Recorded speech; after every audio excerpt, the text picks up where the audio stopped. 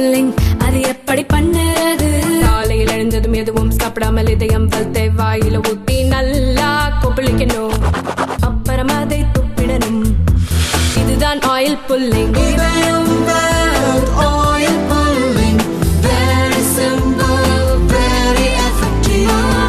ரெண்டு ஸ்பூன் போதும். Lion date syrup, இதுல அயன், ஃபைபர், விட்டமின்ஸ், நோய் எதிர்ப்பு சக்தி அதிகமா இருக்கு. Lion date syrup.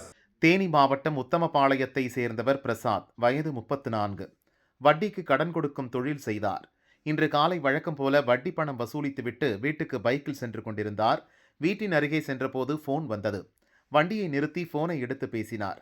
அப்போது அதே பகுதியைச் சேர்ந்த அனீஸ் ரகுமான் ஆவேசமாக தன்னை நோக்கி ஓடி வருவதை பார்த்து பிரசாத் அதிர்ச்சியடைந்தார்.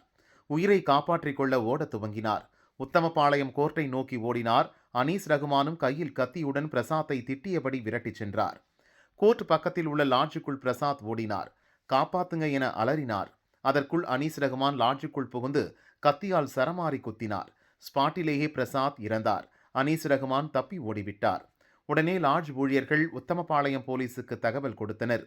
போலீசார் விரைந்து சென்று பிரசாத்தின் உடலை கைப்பற்றி பிரேத பரிசோதனைக்காக தேனி அரசு மருத்துவக் கல்லூரி மருத்துவமனைக்கு அனுப்பி வைத்தனர். அனீஸ் ரகுமானை தேடி வருகின்றனர். பிரசாத் மற்றும் அனீஸ் ரகுமான் குடும்பத்தினரிடம் போலீசார் விசாரணை நடத்திய போது பரபரப்பு தகவல்கள் வெளியானது. பிரசாத்துக்கு திருமணமாகிவிட்டது. மனைவி மற்றும் 2 குழந்தைகள் உள்ளனர். அனீஸ் ரகுமான் கூலி வேலை செய்து வந்தார். பண நெருக்கடி ஏற்பட்ட போது பிரசாத்திடம் வட்டிக்கு கடன் வாங்கினார். வட்டி வசூலிக்கவும் அசலை வசூலிக்கவும் அனீஸ் ரகுமான் வீட்டுக்கு பிரசாத் அடிக்கடி சென்றுள்ளார். அப்போது அனீஸ் ரகுமான் மனைவிக்கும் பிரசாத்துக்கும் பழக்கம் ஏற்பட்டது. நாளடைவில் கள்ள தொடர்பாக மாறியுள்ளது.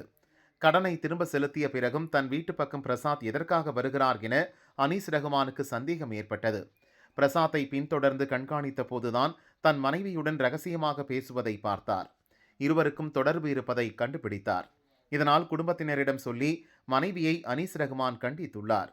அதன் பிறகும் பிரசாத்துக்கும் அனீஸ் மனைவிக்கும் கள்ள தொடர்பு நீடித்ததாக கூறப்படுகிறது. பிரசாத் பணத்தை காட்டி மனைவியை மயக்கிவிட்டதாக ஆவேசம் கொண்டார். தன் வாழ்க்கையை சீரழித்த பிரசாத்தை தீர்த்து கட்ட திட்டம் போட்டு கத்தியை வாங்கியுள்ளார்.